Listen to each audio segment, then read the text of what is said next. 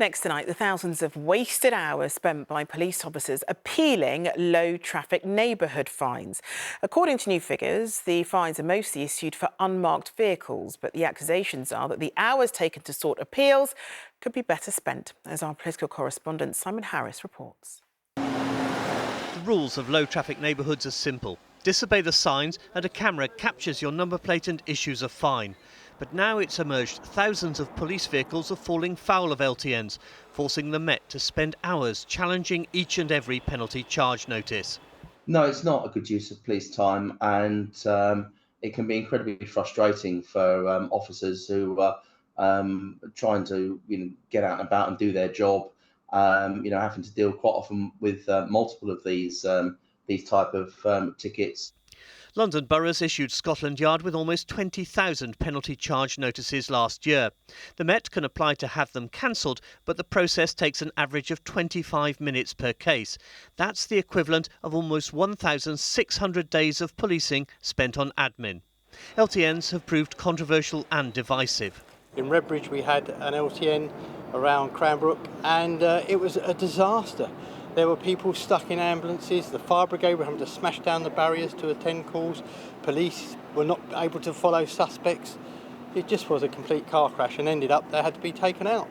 LTNs exploded across the capital during the first COVID lockdown. London boroughs like Ealing, which chose to adopt them, were awarded government grants. To begin with, Ealing Council was an enthusiastic cheerleader for LTNs. But 2 years ago, the council was forced to scrap 7 of them after a public consultation revealed a majority of residents opposed them. People suddenly found that routes that they were familiar with for decades were blocked with a sort of flower pot at the end of their road. So they came without warning, without consultation, and it was a bit of a shock to the system. Today, there are just 2 left in Ealing, and they still have their fans. The windows are clean, I'd say. We've got cleaner windows now. Before it was very dirty. We were constantly having the window cleaners in, cleaning the windows. So the air along this road is a lot better now. Air pollution, noise pollution, you're forever hearing cars revving it down the road at all times at night. Now you just don't get that. Much more peaceful, as you can see. Like the ULEZ and 20-mile-an-hour zones, LTNs are loved and loathed. Simon Harris, ITV News, Ealing. Before that, the surge of dockless e-bikes in the capital's roads has been described as being like the Wild West. While the frontier is scattered with discarded bikes in cycle lanes and pavements, getting in the way of everyone, but particularly disabled and elderly people. Now Westminster Council want the power to issue fines and are calling on the government to legislate how many bikes are available. Our political correspondent Simon Harris explains. The e-bike revolution has captured the imagination of Londoners. In Westminster alone, there are an estimated 3,000 on the streets every day. Using an app to hire a bike to go when and where you want is simple. But on many pavements, the bikes have become an unwanted form of street furniture and are fast becoming a menace for people who are disabled or partially sighted. Because of e-bikes and e-scooters, we've had people who've injured themselves, we've had people trying to injure themselves and they're moving them out of the way.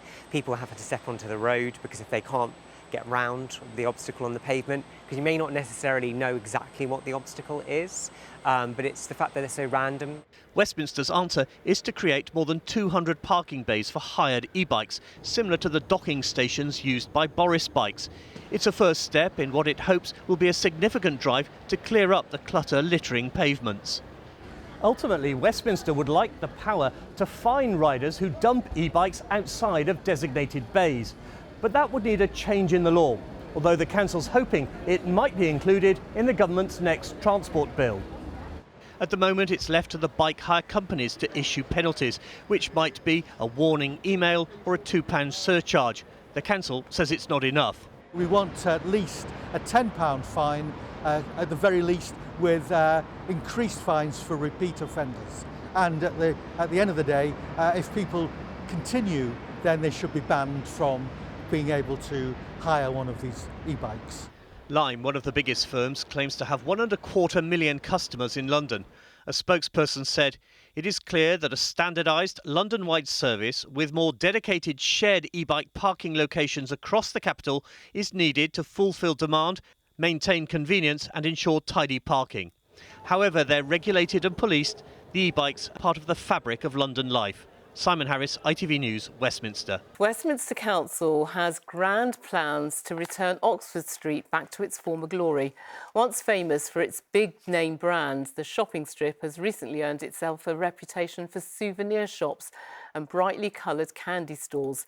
The boss of M&S even called it a national embarrassment, but perhaps not for much longer, as our political correspondent Simon Harris explains.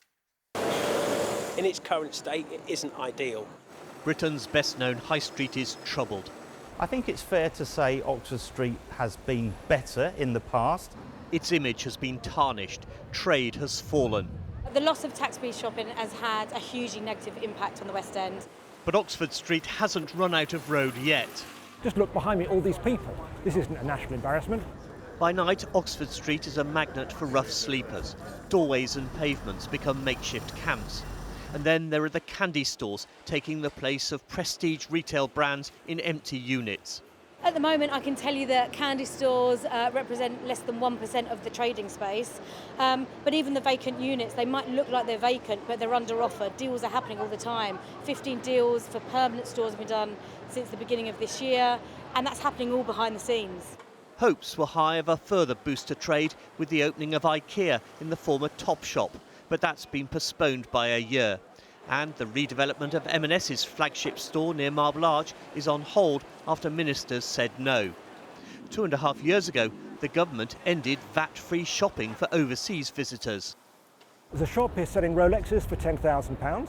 That Rolex would be £8,000 in Paris for a tourist. So you could fund your entire trip by the VAT you get back in France. Basically, we're telling all foreign tourists, go and make your purchases in Paris. It's absolutely crazy. There are signs of a fight back. This candy store used to be HMV's West End flagship. In a reversal of fortunes, HMV is moving back in. And shops and restaurants are adapting to the post-COVID era.